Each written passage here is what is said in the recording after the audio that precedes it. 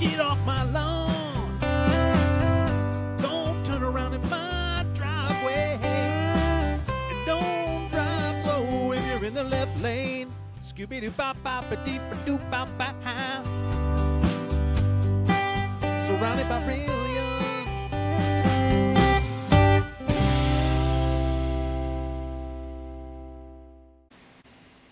Welcome back. That's right, to another episode of the Surrounded by Brilliance podcast with yours truly, the man, the myth, the legend, Josh Will. I know, I'm a big fan of myself. So if you haven't listened to this podcast before, you should know that the Surrounded by Brilliance podcast was created to bring together like-minded people who don't get offended by much and who are annoyed by most things. It's a podcast where some humor, levity, and some serious discussion will give you a glimpse into the inner workings of my brain, a self-proclaimed get-off-my-lawn guy. You'll hear funny stories, some interesting opinions, a lot of grumpiness, and a whole lot more from some really interesting people and some not so interesting people. And with that, my guest today is Nick Vanover. Now, Nick Vanover, he's the man. He was born and raised in Adrian, Michigan.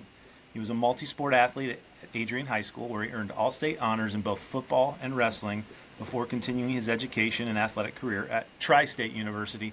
Nick said Trine in his bio, but I'm taking it back old school to the OG Tri-State. So he did that. He also graduated then from Tri-State University, where he also served as captain of the football team during his senior year.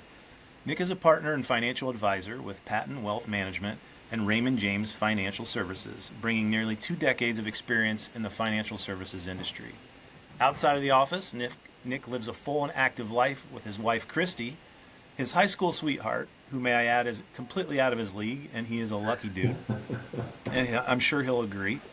And maybe not, but I can say what I want. No, certainly.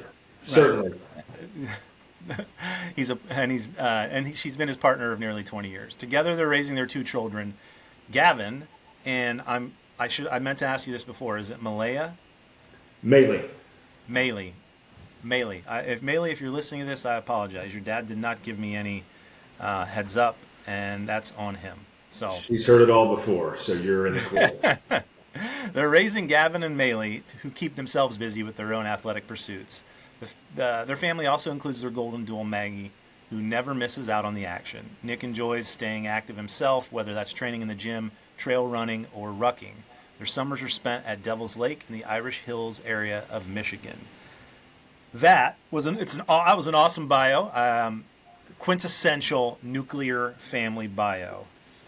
Fantastic, loved it. Well done, Nicholas. How are you, my friend? I'm well. Thanks for having me on, and this is great. I feel like though I need to just a couple of Just a couple modifications or maybe explanations. So the Tri-State Trine, I was hoping by throwing Trine out there that I might appeal to a younger audience for you. So in a way, I thought maybe that was helping you out. Okay. No disrespect to all of us that graduated from TSU. I should have worn my football shirt, but I didn't. But that leads me to my next point. And in my bio, I talk about how active I am, but I just realized in this camera and this shirt, I look gigantic. So it doesn't look like I'm very active. I try to be, though. Oh, I disagree. You got that 40-year-old fit body.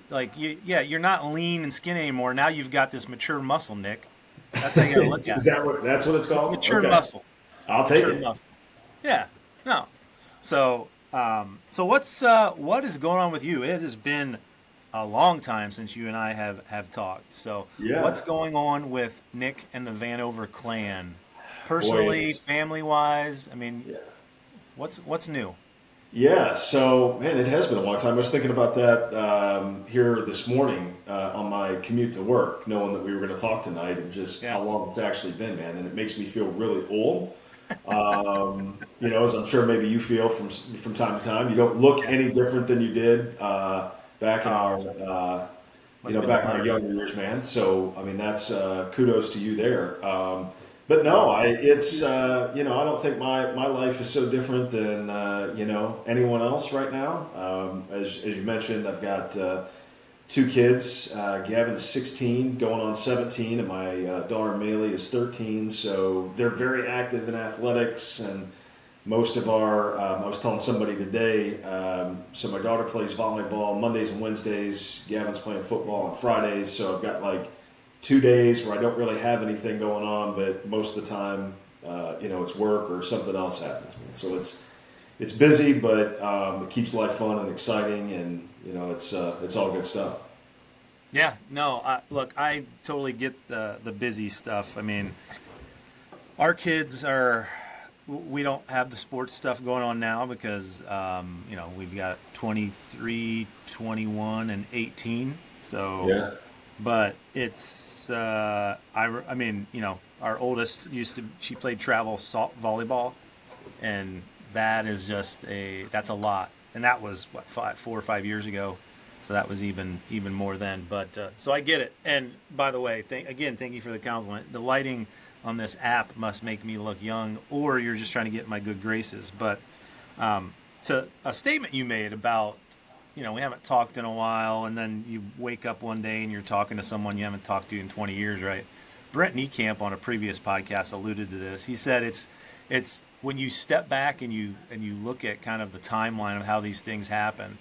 You make some of the best friends during that 4 years of college, especially when you play football together. And I'm kind of answering some of the questions I'm going to ask you next. But, you get very close with these guys, these group of guys, and you truly become a family. And then you graduate and you got your own shit that you got to go do and take care of, whether it's, all right, now I want to move on to my career, or I'm going to go do something post-grad, or whatever that looks like. And then you snap your fingers, or you wake up one morning and you're like, boy, I haven't talked to Nick Vanover in probably 18 years, or I haven't talked to, maybe I've followed these guys and seen on social media what they're doing, but I haven't just sat down, had a conversation, and reconnected with them. So I don't think you're not the only one in that boat, and I think it happens so quickly, which is why I've been getting a lot of joy out of this podcast, even though this podcast is centered around being a grumpy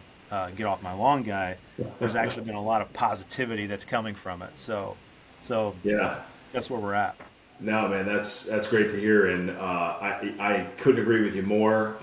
As you may have noticed, you said the name Brent Niekamp, and I got a giant smile on my face, and I couldn't agree with you more, man. I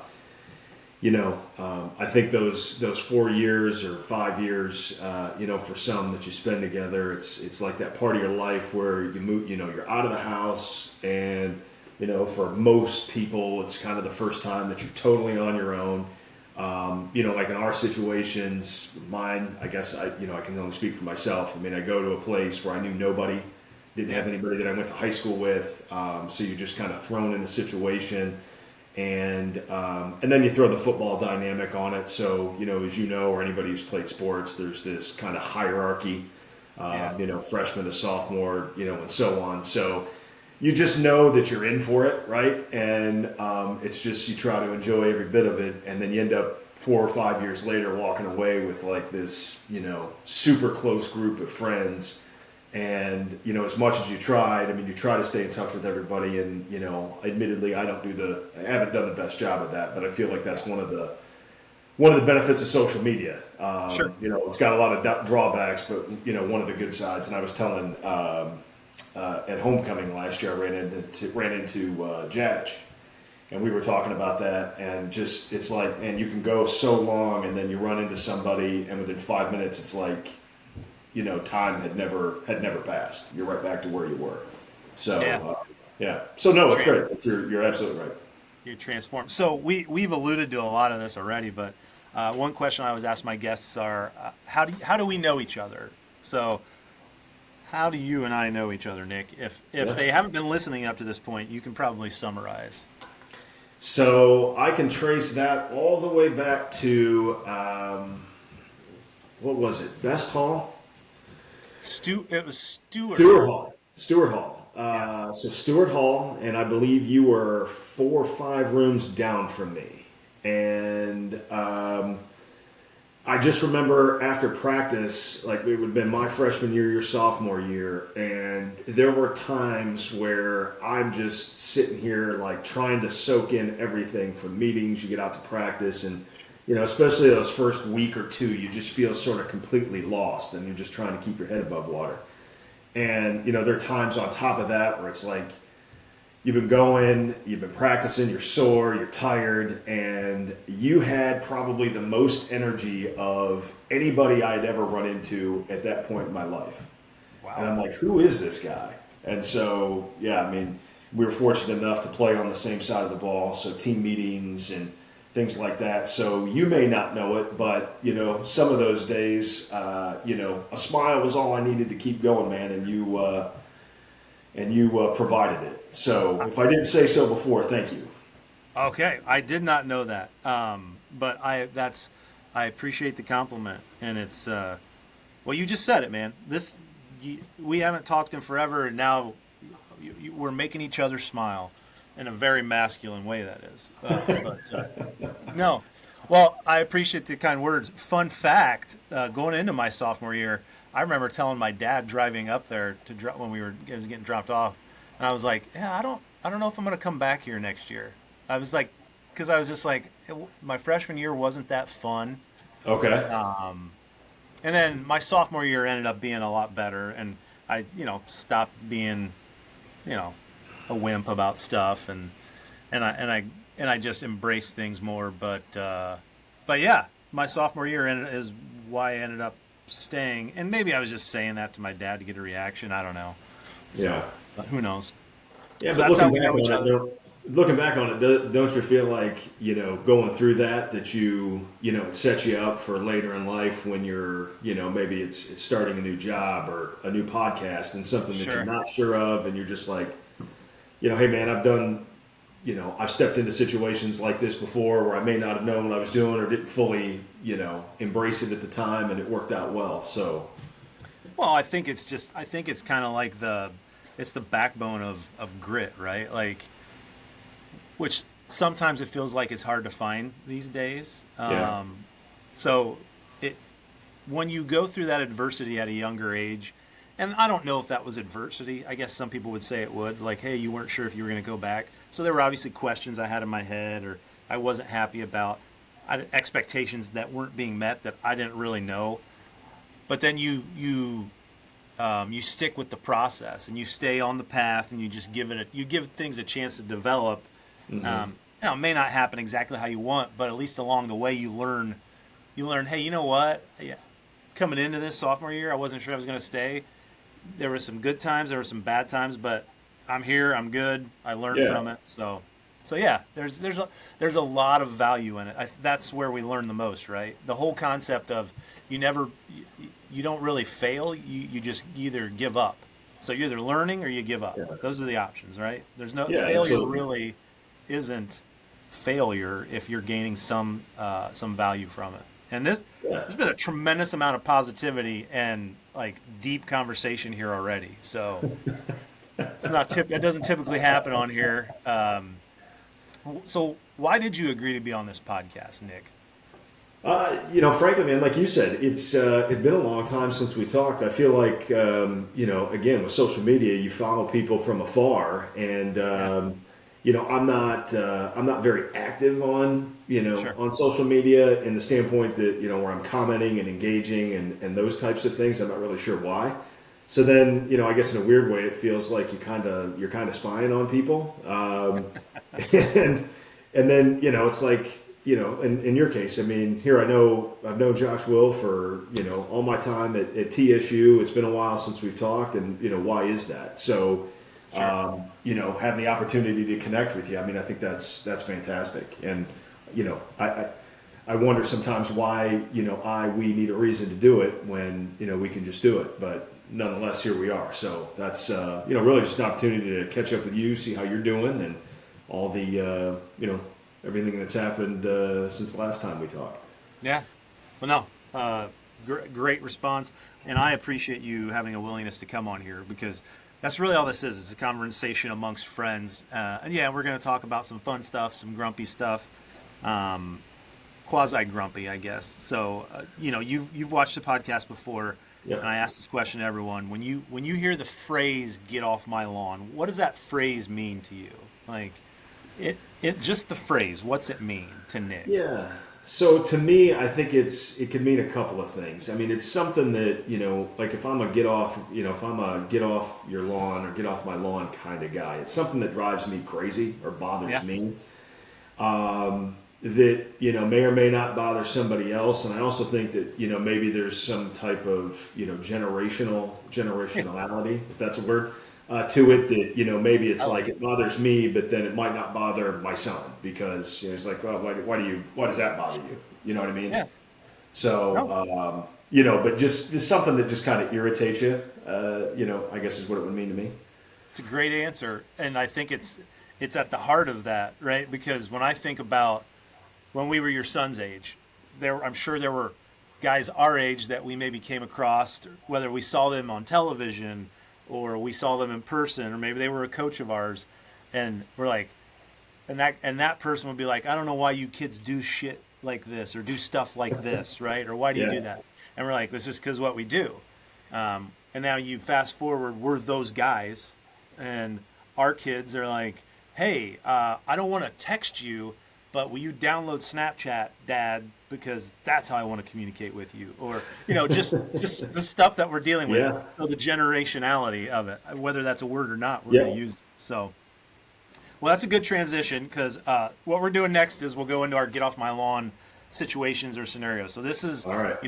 I've been developing this list for the last, for quite a while of these moments that happen monthly, daily, weekly, where I just, I pause and something's happening. I pause, I turn my head, and I'm just like, what are we doing? Like, why?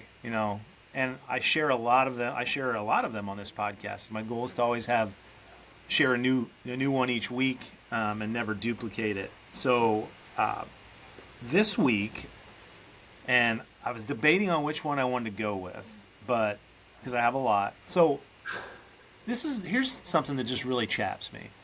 So here in the state of Michigan, it's called the Secretary of State when you need to renew your plates or go there and change the title to a vehicle plate or something. In other states, it's the DMV, whatever. They implemented this thing, I think actually it's pretty much due to COVID, but now they've kept doing it, where you have to set an appointment. They're like, yeah, you set an appointment. You walk right in and you're set. Well, guess what? You can set an appointment, and they tell you to get there 10 minutes early. It literally says, get here 10 minutes early, set your appointment, get here 10 minutes early, we'll get you in. So you can set your appointment for 12:30, show up at 12:20, but you're still not getting helped until probably 10 to 1 or 1 o'clock. So it's this whole concept of you're making me do this arbitrary appointment setting when you're going to waste my time. And it makes me think of a funny story. R.I.P. to my grandpa, Merle Will. When he was, when he was ill, I mean, he's been gone since 2008, 2009. But leading up to that, my dad had taken him to one of his doctor's appointments. And they go to the doctor's appointment, and they sat out there and they waited. They didn't get back there for 45 minutes to when the appointment was supposed to start. So they go in there and the doctor comes in. And he's all like, "Oh, hey, Merle." He's like, "Yeah, just if you could take your shirt off for me, I got to do this." And my dad's back there with him. And my dad said that my grandpa Merle proceeded to just sit there like this. And it was about a couple minutes go by, and he's like, "Okay, if you could take your shirt off for me, Merle." And the doctor asks again, and he just ignored him. And he's like, "Merle, you need you to take your shirt off." And finally my dad goes, my dad to his dad, my grandpa says, "Hey, Dad, you got to take your shirt off so he can, do this." And my grandpa said, "Well, you just wasted 45 minutes of my time by making me sit out in that waiting room. Love it. I'm going to waste 45 minutes of his time." Love it. And, when I say that out loud now, to me, that's not a get off my lawn guy. That's just my grandpa Merle using logic, right? He's like, "Look, you told me to be here at this time. I was here at this time. You wasted my time. I'm wasting yours." So, appreciate those thoughts, Grandpa Merle. So, now, the other thing we do here is because we don't want to be perceived as just being grumpy and negative, is I always ask my guests, but I'm going to do it first. How do I turn that situation into a positive? Right? So my frustration with the Secretary of State, the positive I can take out of it is, really, it's the lesson I think that my grandpa just taught there, right? Is everyone's time is valuable. So maybe having a little bit different approach. Whereas maybe if this doctor would have said, "Hey, Myrtle, I'm sorry you had to wait. I apologize." Be a little more sympathetic. So in this case, it's from the Secretary of State. Maybe I can understand and learn a little grace in being a bit more sympathetic, and probably reverse engineering this and saying, they probably just want you to set an appointment so they have an idea on the number of people coming in. It's not so that they can say, yep, down to the minute we're going to do this. So understanding that it's not a true science. Yeah. So that's my positive, I guess, is being more patient when I've already been patient, I think. So that's my get off my lawn today. Nick, what's your get off my lawn situation? Something that maybe frustrates you or annoy you that would put you into a get off my lawn guy category? Yeah, and I don't want to skip past that. First of all, your grandpa pulling that move in the doctor's office is absolutely fantastic, and I actually might, if you're with your blessing, implement that at some point in the future. Use it. Everyone has my blessing. So Earl that's would appreciate fantastic. it. But to your positive, you're absolutely right, and I've told both my kids and especially my son. That when someone gives you your time, they're giving you something that's priceless and they can never get back. And so, pay attention, whether it's coaching, in school with teachers, your grandparents, whatever it may be, is anytime somebody gives you, 15 minutes, an hour of their time, they're giving you something that, they can't get back. Right. And so understand how important that is. And that's good perspective. So, so as far as mine, and I'm going to throw a disclaimer out there. I apologize to anybody who is a very serious travel sports mom or dad. Preemptively apologizing. Yeah. So so my son played travel baseball for many years. My daughter is going to start playing travel volleyball here in the fall or in the winter time. Okay. But it's maybe not even travel. It's just youth sports parents in general. Sure. When your kids are in 4th grade, 5th grade, 3rd grade, I assure you all, there are no college coaches out watching the games, handing out scholarships.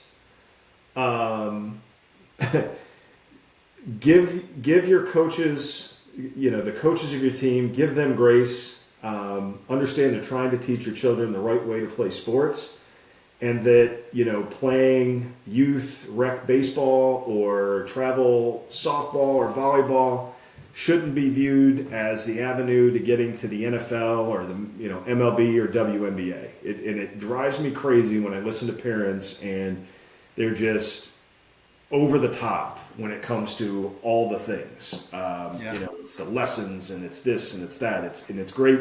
Their kids are enjoying it, but you can see it on the kids' faces when they're not enjoying it, and it just drives me crazy. And so if you fall into that category and you've got young kids in sports, give them some room to grow and let them enjoy it. Well, wonderful. You very eloquently there. That really none of that was even negative, because the way you presented it was in a way where you were already incorporating and intertwining the positive as you presented it. So I don't even have to ask you what the positive is, because you just you talked about it. You said, look, you don't want to be that parent who's so hyper focused on your kids at the 3rd grade playing club volleyball. I've been that parent. I can tell you, especially if your kids are still serving underhand, there's definitely, to Nick's point, no college coaches there, right? The old, but Well said. And you know what? Brent Niekamp echoes that. I think if you haven't listened all the way through to his was very similar. His "Get Off My Lawn" was like the parent who thinks that by seventh grade they know that their kid is going to go D1 or they're the best at this. And he even like took it to like band. He's like, they think that they're the best football player, basketball player, best band player, or they don't think that they can do that, and they don't let them play multiple sports, or they're so hyper focused on one sport, and there's no. So there was a lot of connectivity between what you just said and Brent. So maybe And we need to have my theory on that is, and I could be way out, and I could be orbiting Neptune with this, but my theory on that is that I feel like most of the parents of the people that I know that are like that fit that mold, have some like level of unfulfillment with what they did when they were younger, right? That they maybe didn't play a sport or weren't in band and they wanted to, or they didn't go as far as maybe they thought they should. And so now they're trying to, live vicariously through their child to like recreate, what they missed out on. Yeah. And I feel like, for you, me, Brent, and others that maybe went as far as your ability was going to take you, and you've reached that now it's just like, man, I just enjoy watching my kids do what they enjoy. And if it's sports, it's sports. If it's acting, if it's in theater, if it's debate, whatever it is, I'm there for it. Yeah. No, I couldn't agree more. And it's funny you say that, because like the parent who lives vicariously through their child, man, you are a couple things. You're setting your kid up for just this massive level of feeling like they just can never meet any expectations. And then what you're gonna do is deter them from actually wanting to do stuff they probably initially maybe wanted to try. Yeah. But secondly, I remember, I alluded to it earlier when I'm doing all that travel for my daughter's travel volleyball. I just enjoyed, just like, okay, cool, we got a tournament this weekend. We're going to go, we're going to watch her have fun. And I just enjoyed watching her do that instead of I was still, being in athletics, I was still, give a little pep talk here or there, but there was like this evolution of, all right, she's not going to listen to everything I say anyways, and I'm not the expert at this sport, because so the things I can promote and talk about are, hustle, just like kind of the tangible things that don't require a lot of subject matter expertise. But then just going there and watching her do her stuff, that's where I got the enjoyment. And I think you make a great point about like when you've done the things that we've done. Look, I know that Tri-State's not Division I football, but basically, when we were there, it's essentially Division II, and you give a lot up. You give a lot up and give a lot of time. They, from preseason to during season to off season, we're always doing something, and there's a lot of commitment for it. So you do that, and then you get to the point where you're like, okay, been there, done that. I know what it's like. So, but 100%. That's a great response, and what we'll do right now is we'll just move into what I like to call surrounded by brilliance, rapid yet not so rapid fire questions. So this is where I'm just going to ask you just some random questions, some fun questions. Some of the questions are questions I ask every guest. Some of them are going to be a little more catered to you. Okay. And we're going to have some fun with this. And this will, if people don't know Nick, you'll get to know Nick a little bit more here. So, and we'll have fun with it. So, Nick, what's a fun fact about you that most people wouldn't know? Boy. So a fun fact, I guess that, I'm just trying to think. One recently, I met Michael, I met Magic Johnson. Oh, that's a cool. Fun fact, briefly.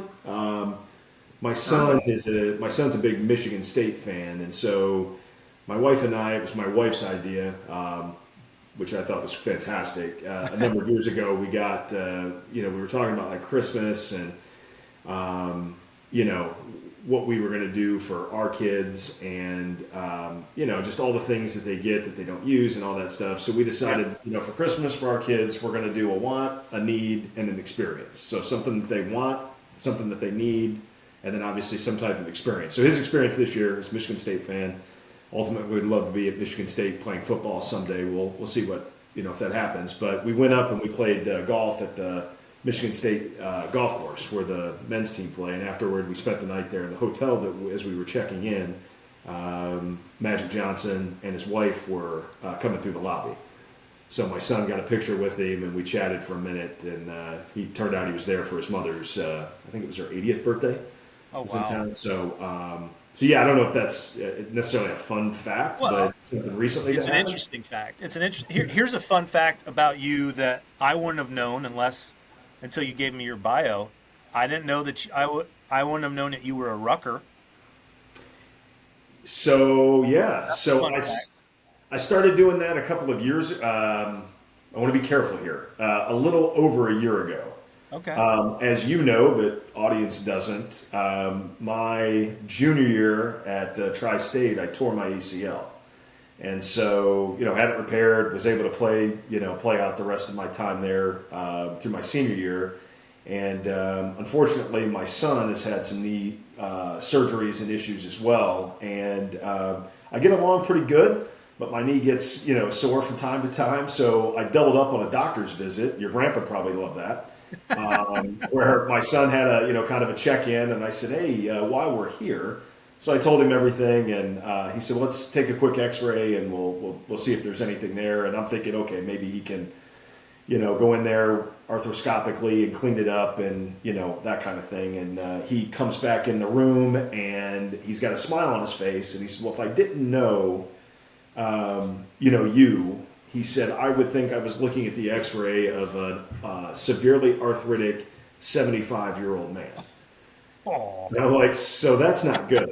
He said, he goes, well, what do you like to do for exercise? I said, well, I like, still like getting in the gym and lifting. And I said, I run, I try to run, and I run a couple marathons, half marathons, stuff like that. And he said, when was your last run? I said, well, it was actually just, a few days ago. He goes, well, I hope you enjoyed it because it's your last one. So he's like, hey, I'm not going to tell you what to do, but he said, the only thing that's really going to help you is a knee replacement, and you're not going to run into that until you're like 50, 55 at the earliest. So he's like, you've got to figure out how to get some years out of that knee, and running is probably the worst thing you can do. So all that to say, it led me to rucking because the walking part, I go, we've got a trail system here that I go out to, and but now that I'm saying that, Josh, I don't know that throwing like 50 pounds on my back, and that's probably not any better for it, but it doesn't bother me, so I'm going to keep doing it. Well, you're still like, I think that the rucking is better than the running because you're not pounding the pavement, right? So it's more of a controlled. But no, if it doesn't hurt, keep doing it. And fun fact, one of my good friends from Delphus, D-Town, the original D-Town. Oh, yeah. He's my age, our age. I'm 45. He just had a knee replacement a month ago, and he's having the other one replaced here in another 3 weeks. Really? Now so in high school he tore his ACL. Okay. And it was a bad tear. And back then the guy said, boy, for a high school kid, you've got to, after that tear, he's like, there's a lot of arthritis in there. Yeah. You're probably going to need a knee replacement before you're 50. And his name is Josh also. He was on this podcast. And he said back then, he was like, yeah, sure, okay. He goes, but it's checking out. So, but yeah, everything you can do to avoid that. And here's what I'm going to tell you. I continue to hit the gym too. And cardio has never been a thing of mine. Or I always tell myself I'm going to do HIIT. I'm just going to incorporate it into my workouts. We got a Peloton about 3 weeks ago, and my wife had wanted it, and I said, okay, sure. And I've been using that thing along with going to the gym, and I'm down 9 pounds in 3 weeks. Really? Yeah. So My brother's been on me about buying one. They have one, and he swears by it. I will tell you this. I'm a believer in it because I thought in my mind I was doing enough regular cardio incorporation. One, I wasn't. Now, also, I've been making the conscious effort to eat better. Yeah. And I haven't, like, I gave up booze for a month or whatever. I'm like, I'm not going to drink for the month of September. But I'm down 9 pounds. And I was like, okay. That's awesome.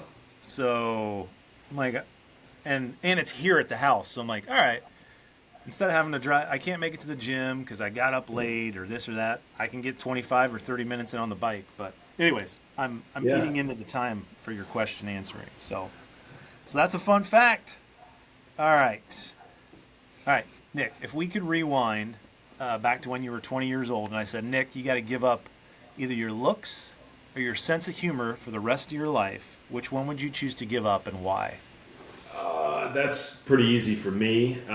It would be, while I don't think I'm particularly funny, it would definitely be my looks because I joke with people, I've got a face made for radio, and it wouldn't bother me at all. So it would definitely be whatever looks I may have. The sense of humor, man, if you can't laugh and you can't smile, it's I mean, I couldn't imagine going through a day and even on a bad day, there's always something that'll make you either smile or giggle or just outright laugh, and so yeah, it would definitely be looks. That's overwhelmingly that's the answer that everyone picks. So out of 20, one person did pick the looks. So, but good choice. At the end of the day, Father Time is undefeated when it comes to looks. Yes. He's taken them one way or the other. But to your point, you can run out a sense of humor much longer. So, good answer. I appreciate it. And people have, and by the way, people have, like, I have lots of ugly friends, and they'll always be friends because they're funny, and so I mean, and I'm sure again they maybe feel the same way about me. So nobody's losing friends because you're not good looking. Oh, exactly. Well, you find out who your friends are. Like it's you want people around you who are funny, and who can bring it out in you, or who can, to your point, if you're having a bad day, they can make you forget about whatever's going on that day. So, Nick, what's one thing 43-year-old Nick would tell his 22-year-old self if you could go back? Oh man,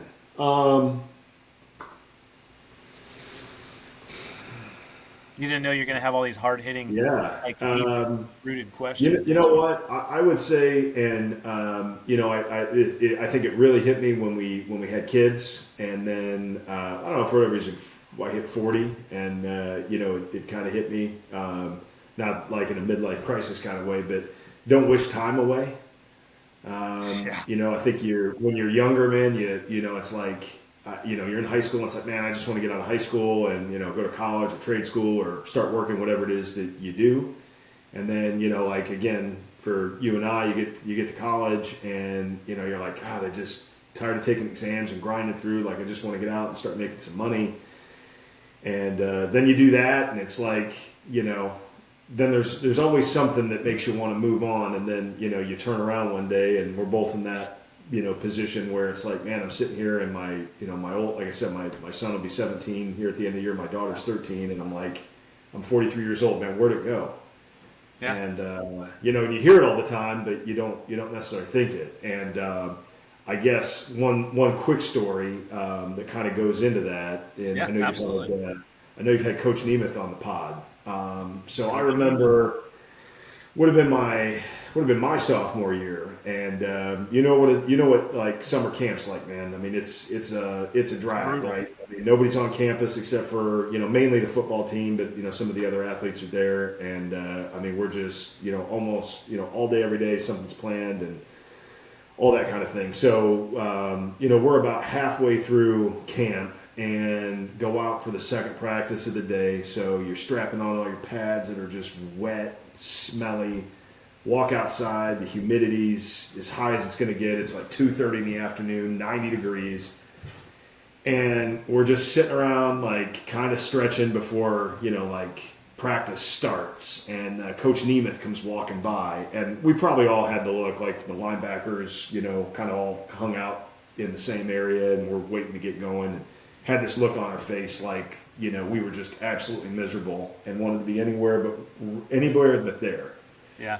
And I remember him walking by and he's like, guys, you guys look like, your mom died. What's up? And we're just like, man, coach, all the same thing I just went through with you. And he says, man, he goes, you gotta love being out here. He goes, one of these days you're gonna look back and you are gonna wish you were sitting right where you're at right now today.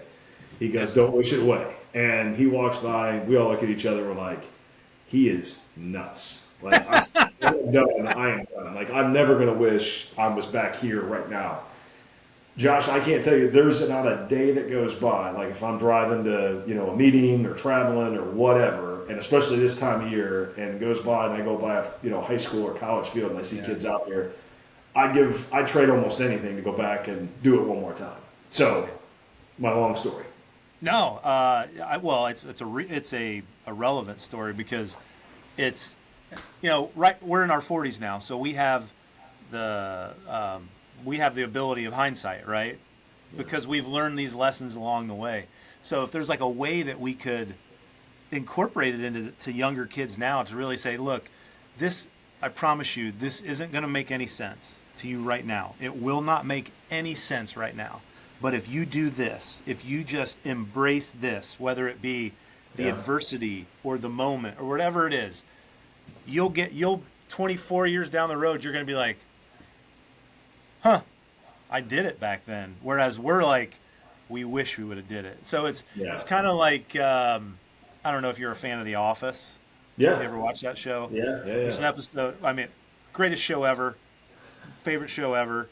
But Andy says, it was like the last season, famous quote, he says, I wish someone would tell you you're in the good old, like they would let you know when you're in the good old days so that you know you're in the good old days, right? Yeah. But it's kind of, I liken it to that when you're like, and it's real. Life is just these moments of these snapshots of experiences, but yeah, you are 100% right. And as you were saying that out loud, I'm thinking to myself, boy, I can think of so many times that I've wished away time, and now I'm sitting here thinking, why did I do that? Because you as you start to get older, you start to have this reality of I'm not invincible, and it's I'm not gonna you know what I mean, the page switches and you're like, oh, I'm not invisible, and now you're worried about life insurance and making sure your mortgage is paid, and instead of like, what am I going to SIG-Ep this weekend, or am I going to go to Teak? What's up? Right? Who's playing at Skips? And can I stay there long enough to get the pizza? Oh, my gosh. Great answer, though. Very well thought out. I put you on the spot, but obviously it was a good response. It makes sense. And well thought. So, and for the record, Coach Nemeth, if you catch this episode and you're listening, I want you to know you were right. Yeah, and guess what? You were right, Coach, and you're living it, man. Because when you were on this podcast, look, the only thing that's changed from when you were on this podcast to when we played was you had a goatee, and I think you had a little less hair. Other than that, your enthusiasm just for the game and for just engaging with people had not changed. So, love it. You know what? You had one. We got one. We all got one, right? So, all right, Nick. Here we're gonna get a little fun with some of these questions now. This next question is specifically to call out someone that we both know. So, if you've listened to the podcast before. Actually, Coach Nemeth made a comment about Jason Steck-Schulte. Yes. Saying that if Jason Steck-Schulte, he's like, if he was, he was really good, but man, he only ran like a 5 flat 40.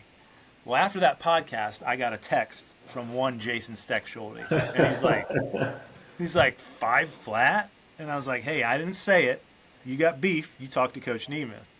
So the question is, I think we both agree Jason Steckschulte was a pretty good football player, right? Without a doubt. If Jason Steckschulte ran a better 40-yard dash than a 5 flat, let's say he ran a 4.5. Let's say 4.5. You think he might have had a shot at the next level? Yes. Wow, that was a confident yes. Yes. That wasn't smoke blowing. That was just confident. No. I mean, because again, as I remember Steck, right? I mean, you could put him on an island. I mean, it's like he's over there taking care of business, and you never have to worry. I mean, you just didn't have to worry about it. And I just man, he. And just I guess the for me the biggest the biggest difference between like high school and college, right, is like number one, speed, and number two, like everybody has a similar talent profile. It's all about like processing information, understanding the game, and when you get out there, being able to make decisions, and he was able to do all of those things. Now I'm sure whatever in today's world, size always matters, but I don't think he would have had any trouble, maybe at a higher level in college, and then who knows after that. Well, there you go, Jason Steckschulte. If you're listening to this, Nick Vanover has all the faith in the world that if we turn back the clock 20 plus years, maybe get your 40-yard dash, knock off about a half a second, that we all could have actually had the opportunity to maybe get tickets from you and be in a suite or something watching you play on Sundays, but you didn't do that. So if Elon decides he wants to get into the business of building time machines, then Zach, reach out to me, and we'll find a way to get you on one, and let's make this happen. Wow, well, I want to get involved in that too. As I'm thinking, there's a lot of things. So, all right, here's one. In this day and age, when we think about college football, NIL, man, NIL. So we're gonna have a little crossover here. So, do you think this is a total hypothetical? There's not a wrong answer. I don't even know what you're gonna say, but I thought of this before we got on here. So, if NIL was around when we were playing, do you think anyone we played with would have gotten some of that cash? Oh, I'm sure. I mean, Name a couple players you think. Yeah. I mean, the personality. Again, every team has their own dynamics, and and frankly, to play football, you've got to be a little crazy, right? A little crazy. So who's gonna, So yeah, I think for sure. I think a lot of guys would have had the ability to, in terms of just. You think about if you're going to advertise a product, or if your personality fit a specific service or something like that. Man, to try and name names. Wow, that's tough. I'll start you out with one. I just came up with one because we were just talking about it. Jason Steckschulte, right? He could have got some NIL money, but it would have been from the athletic, nerdy engineering demographic. They're like, hey, we want you to promote engineering and show that, look, you can be in athletics and in engineering. So he would have been an engineering, his NIL may have been free textbooks. He maybe not cash, but he would have been the poster child for, hey man, you can be good in sports and you can go to Tri-State for engineering or something along those lines. You know what? That's a great, and I hate to double up on your idea, but the person just popped in my head. Jake Capitan.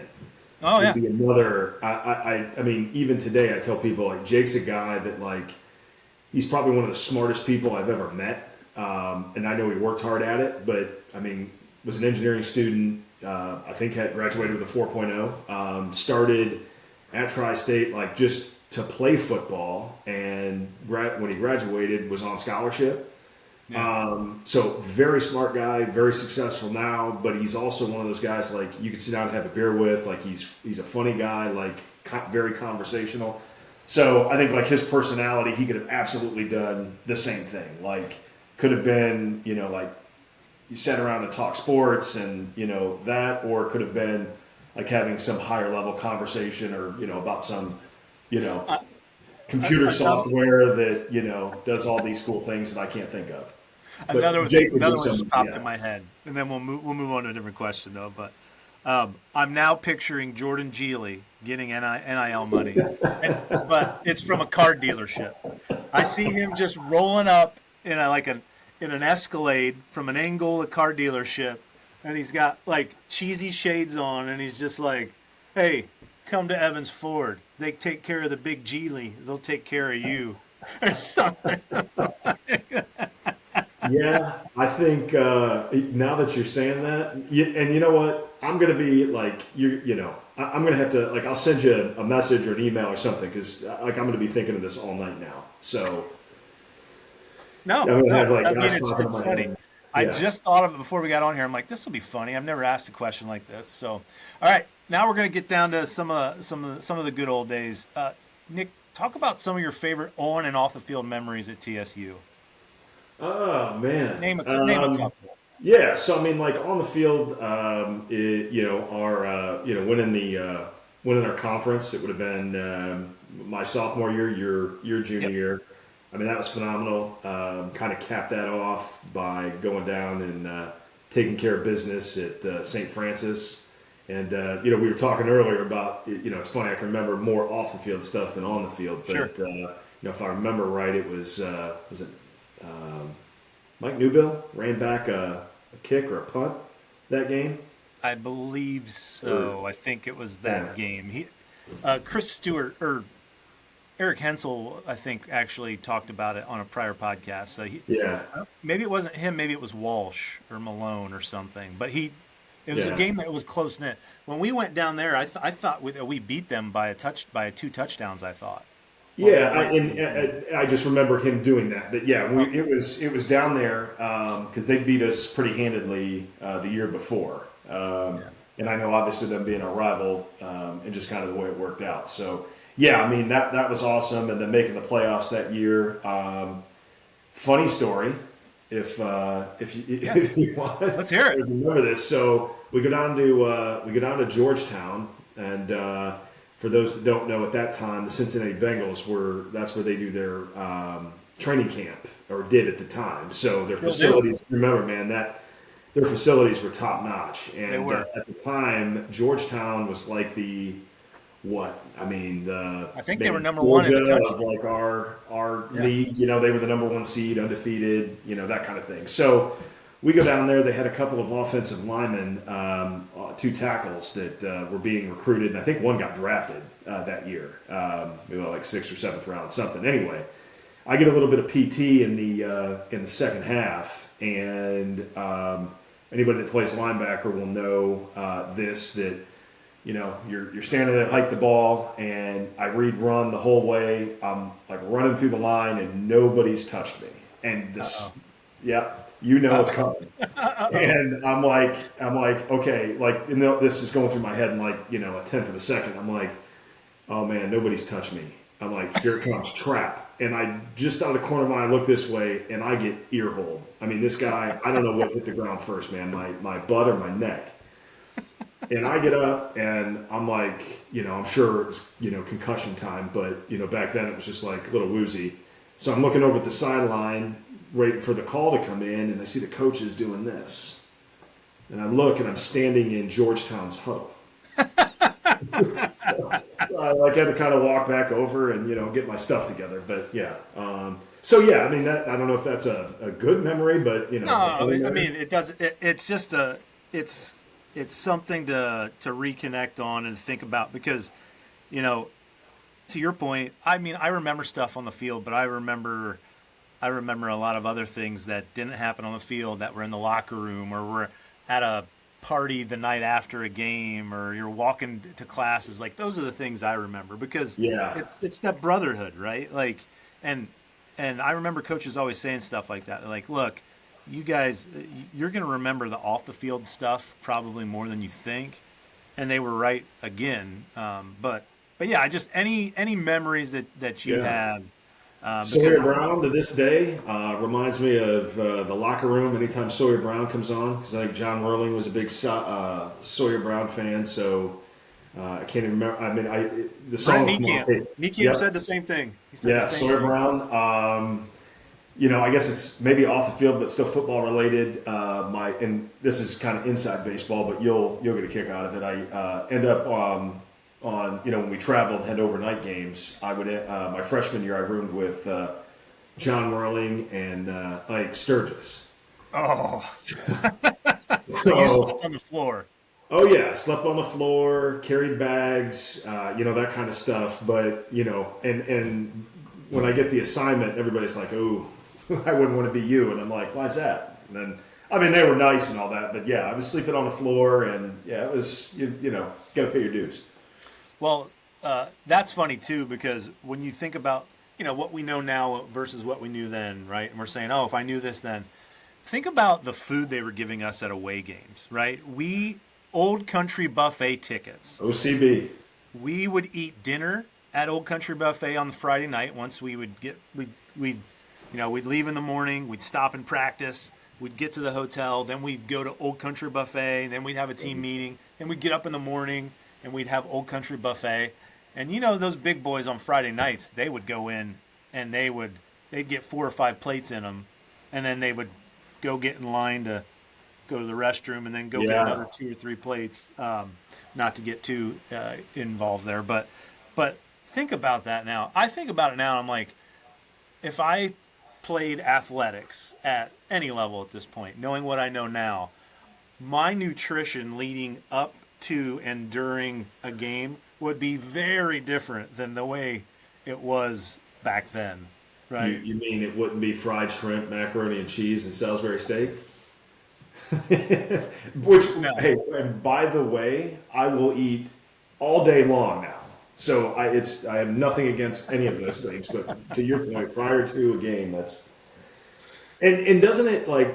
So I'm sure you've seen with like on whatever Instagram and these like athletes now, like football players or whatever, and especially at like D1 programs, and they're like, oh, this is what I eat in a day in the life of a D1 football player. Right. And I'm just like, it makes me sick, man. Like going through and it's like meals, to be cooked. They've got these like pantries they can go into and get anything they want. Yeah. And then like, oh, after, ate dinner, then went to film and come out and here's a Chipotle bowl as a snack. I'm like, right. Okay. You're like, we got runny eggs in the cafeteria. That's what we had. Right. Those are some good memories, man. It takes me back. All right, so I got one last question for you. You don't have to answer it, and I'll preface it with, this is not financial advice from Nick. This is just a friend, Josh, asking his thoughts, because I don't talk about what I do professionally on this podcast because that's just not what I do. But what are your thoughts on digital assets, Mr. Nick? Cryptocurrency. Yeah. So for anybody on my end that's compliance related, I'll echo Josh's statement by saying that this is not financial advice. Right. The opinions are my own and not that of Patent Wealth Management or Raymond James. Yeah. I mean, I think there's certainly a place for, whether it's Bitcoin or, any of the other digital currencies. Blockchain is interesting. It's kind of the infrastructure that, manages that behind the scenes. Certainly a diversifier. I think just it's like anything else. When you step back and you look and we're, if I were working with you, Josh, as an example, and we're trying to put together, a portfolio that we're managing long term for you.